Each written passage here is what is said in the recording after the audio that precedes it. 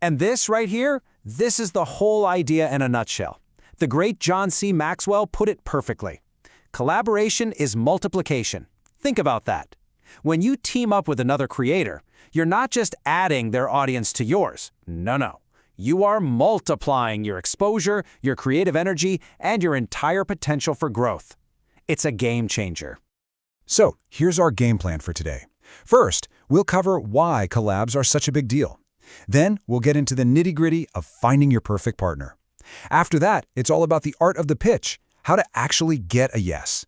Then, we'll talk about executing a winning collab. And finally, how to squeeze every last drop of impact out of it. Let's do it. All right, let's jump right in. Section 1. Why do collabs multiply growth? I mean, what's really in it for you when you decide to partner up with someone? Okay, the benefits here are just massive. The first one everyone thinks of is, of course, getting in front of a new, relevant audience. But it's so much more than that. You're literally splitting the workload and doubling the talent. Just think about it. Instead of you doing all the writing, filming, and editing, you now have two creative brains on the problem. That almost always means a better final video. Plus, you're building your network for the future, and you know that old saying, iron sharpens iron? It's so true. You get sharper just by working with other smart people. Okay, so you're probably thinking, all right, I'm in, I get it. But now comes the big question. Who do you partner with? This is huge, because finding the right partner is everything. So let's talk about the 2 golden rules for finding that perfect match. So what makes an ideal partner? It really comes down to 2 simple things. They need to be in the same niche, and they should be about the same size as you. The niche part is just common sense, right? If you make videos about, vintage cameras, and they do too, your audiences are gonna love each other's stuff. A vintage camera channel collabing with a makeup tutorial channel, it's not gonna work. And the size thing is crucial. You want it to be a peer-to-peer relationship, so the value exchange feels fair. I know it's tempting to shoot for the moon and email a massive creator, but if the size gap is too big, it feels one-sided, and you're probably not gonna get a response. So, where do you actually find these people? Here are 3 super actionable ways you can start looking, like right now. Number 1, use the YouTube search filter. Seriously, search for your topic, but then filter by upload date. This is going to show you all the freshest content, and you'll find active channels that are probably around your size. Number 2, get involved on socials. Find the Twitter circles or Discord communities for your niche. That's where other creators are hanging out and talking shop. And number 3, this is a seriously underrated pro tip. Check the comment sections of the biggest channels in your niche. You'll find other smart, engaged creators in there who are already part of the conversation. All right, moving on to section 3, the art of the pitch. So you've made your list, you've found the perfect person. Now, how in the world do you reach out to them in a way that actually gets a yes and doesn't just end up in the trash folder? This is probably the single most important thing to remember. Your entire message, every single word, has to focus on the value and benefit they get. It's not about you, it's about them. You have to make it a complete no-brainer for them. So let's break this down into some clear do's and don'ts. Do, personalize your message. Show them you've actually watched their videos. Do, bring a few specific video ideas to the table. And do make it as easy as possible for them to say yes. Basically, you do the hard work. Now, the don'ts. Don't send some generic copy-pasted email. Ugh!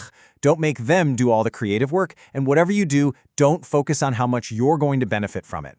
And just so you see what not to do, here's a real example of a bad pitch someone got. It said, "I think I would really gain a lot of subscribers from you." Can you believe that? That is an immediate delete. It's basically screaming, "Hey, I want to use your audience for my own gain." That's not a partnership. That's you asking for a handout. Just don't ever do that. Okay, you did it. You sent the perfect pitch and you got a yes. So now what? Time for section 4, executing a winning collab. Let's make this thing a reality. And here's the best part. You don't even need to be in the same country to do this. There are some super simple formats that work great remotely. You can do split segments, where you record the intro and outro for a video on their channel, and they record the main part. Then you just swap for a video on your channel. Easy. Or you could do themed videos, where you both agree to make a video on a shared topic and just shout each other out. And hey, if you want something really low effort, you can just do community tab swaps. It's a simple, powerful way to cross-promote. But listen, no matter which format you pick, there is one rule that is absolutely crucial. You have to agree on a simultaneous launch date and time. You want both videos to drop at the exact same moment. Why? Because you want to create a seamless viewing experience. Someone finishes your video and bam, Their video is right there waiting for them. That's how you maximize that audience crossover. All right, the big moment is here. You both hit publish, the videos are live, the views are coming in, you're done, right? Not so fast. The work isn't over yet. Let's get into our final section, maximizing your collab's impact. There's a simple little post-launch checklist you both need to run through. First, make sure you're linking to each other everywhere, in the description, in the cards, on the end screen. Second, find their comment on your video and pin it to the top. Third, give them a big shout out on your community tab. And finally, and this is so important, follow up and say thank you. Keep that relationship going. The worst thing you can do is just disappear after you got what you wanted. And you know, that really brings us to the biggest point of all this.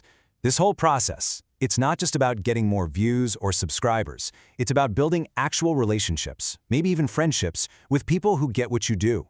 These connections, that's the real prize. That's what leads to more collabs, more support, and helps you stay in the game for the long haul. So, there you have it. The path is pretty clear, right? You know why you should do it, you know who to look for, and you know how to make it happen. Your first great collaboration is literally just one well-written message away. So the only question left for you is, who are you going to reach out to?